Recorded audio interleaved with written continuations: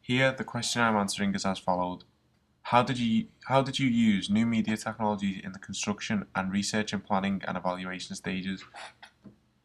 For my research, the internet is an endless source of information, and taking into account the overall production for the A2 part of the course is to successfully produce a music video and create a promotional digipack and advertisement to match. The internet was key in researching artists of the same genre, history of the genre, and its impact upon the music industry. My media blog enabled me to distribute my ideas and get immediate feedback from friends and classmates to further aid my production and advising me on other areas to research. What I have noticed in A2 as opposed to AS is that research is the most important factor when it comes to the production of your final product, as I had to determine the common house style for my chosen genre. Therefore, research was vital in creating a successful music video with an effective digipack and advertisement. As you can see above, YouTube was a great influence on my research as I was able to view official music videos for the song Young Again, which I had chosen to use for my final piece, as well as viewing videos from other artists within the genre as well. I also view videos from outside the genre which use techniques and styles which could be seen as unique and therefore help me to make my video stand out. Michael Jackson's Thriller is an example of this research as I looked strongly into some of his work as he liked to play on the movie and storytelling side to a music video, which is what made his videos a pleasure to watch as well as being iconic in his genre. Google enabled me to expand my research with just a click of the finger. I was able to view information I pretty much needed to do with anything within the genre, artists and music videos, etc. When I had chosen the track, I then started to research similar artists. This also gave me the ability to view things such as promotional packaging for the artist's work and anything related to that. Viewing all the tour posters and album covers through Google Images gave me an insight to the genre's house style and enabled me to relate to it and apply this to my own work. I also used Facebook and Twitter for my research, which gave me an insight to what the public thought of my video and anything I created throughout the course. The feedback I gained, I could take on board to further develop my work. I got fantastic feedback when I started sharing it over Facebook within the target audience liking it, because the majority of my friend group was 16 to 25 demographic. Blogger is what had tied all my work together, enabling me to document all my work through text, images and video. Here I documented all my research, planning, post-production and anything related to my A2 course. I have used this software for almost 2 years now and I am very familiar with it. However, I am still discovering new techniques and ways to distribute my work using this software. Planning is another key factor in the success of a good production.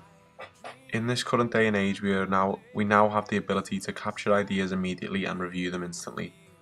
As we film most of our work using an iPhone, I was able to instantly upload it to my blog using the internet. This enabled me to gain feedback from my teachers and friends, meaning I was able to utilize experienced advice whilst I was still on the shoot for my music video. This gave the effect of having my teacher with me while shooting, as she was able to give immediate feedback. Television and video technology is now such a big part of the internet. People from anywhere are able to access pretty much anything. As I was studying dance and house music, I realised this is the genre that gets little attention when you look at how it is distributed on the internet and through radio and television. It is very rare you see something like this being advertised as opposed to the mainstream genres such as pop and hip hop. During the time which I was planning my work for the digipack, I was experimenting with Photoshop and new techniques such as pixel bursting, which I could take on board and then apply to my final adaptations to my album covers and tour posters. Construction in the second year of my media studies is a major part of doing well, I believe. Because you have to complete a music video and create a digipack from scratch, this means using lots of media technologies. When developing the music video, I was using the iPhone 6 and GoPro Hero 3, which, as most modern cameras do, possess a digital screen in which you can view the footage as you're taking it, allowing me to perfect my shots and get the focuses I wanted to achieve. For the most of it, we used the GoPro as lots of our shots are skateboard clips. The GoPro enabled us to attach the small camera to things such as skateboards and give the first person effect. For other parts of our video, we used the iPhone. This is what we use for the time-lapse you see in our video, using the time-lapse feature it has built in, enabling me to video something and then view it in a sped up time. This was great for the genre style as it made the video seem fast and kept with the beat of the song. Software ran very smoothly for me as I filmed my footage using the iPhone and GoPro, which was able to go straight onto the school Mac and then begin the editing process. I chose to use iMovie, an editing program designed by Apple, to edit my video. This is because the school offers it as a program and it is easily accessible, and also one of our teachers was very familiar with the software and she could further educate us if we needed it. iMovie is a fantastic program and helped me scroll through hours of footage I have filmed through the features it possesses and piece together my video through cropping and editing clips. Creating a music video that holds the audience's attention is challenging. iMovie enabled me to do this to the best of my ability, as it has editing such as transitions, slow motion and all the basics you will need in a video. Also offers a selection of effects where you can manipulate the video.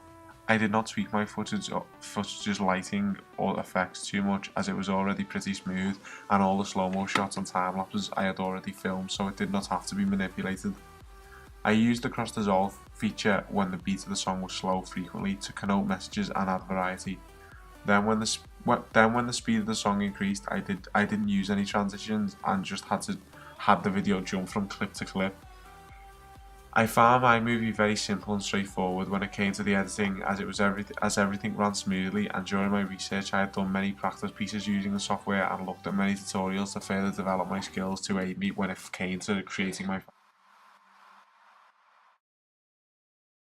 When constructing my digipack, the manipulation of images was more important to the success of the production, due to the need of resizing and manipulating of images.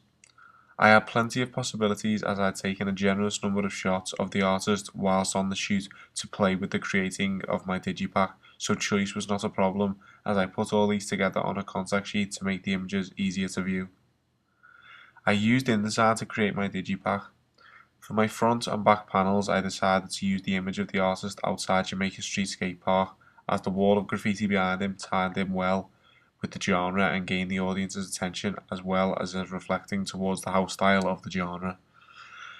I used the Photoshop shift and drag command to hold the proportions for the dimension of the CD case, which was essential in order to achieve a professional finish. I also used the site dafont.com to find a suitable font to apply to the digipack. It enabled me to search through thousands of fonts offering different categories for different themes. Once I had chosen the font, I typed in the text what I wanted and then used it on my packaging. I also used the layers tool to add a record label logo and barcode. Without this feature, my production would not have looked authentic and therefore is no other way of achieving this finish other than to use Photoshop. For my tour poster, I used Photoshop and a technique called layer blending, as you can see the skater fading into the first image. The reason I decided to use these two images on the poster was because if you look at other tour posters within the genre, it is mainly just the artist's face with a colourful background. Therefore, I tied this in with the concept of my video by using the skateboarders and then the artist whilst in the tour dates are in bright colours to match the style of the genre. Creating a digipack without the use of media softwares like Photoshop and InDesign is not possible in order to achieve a professional finish. It would not have looked professional if we had cut and pasted and used something like Publisher. These softwares gave us some quality of realism and the effect of professionalism.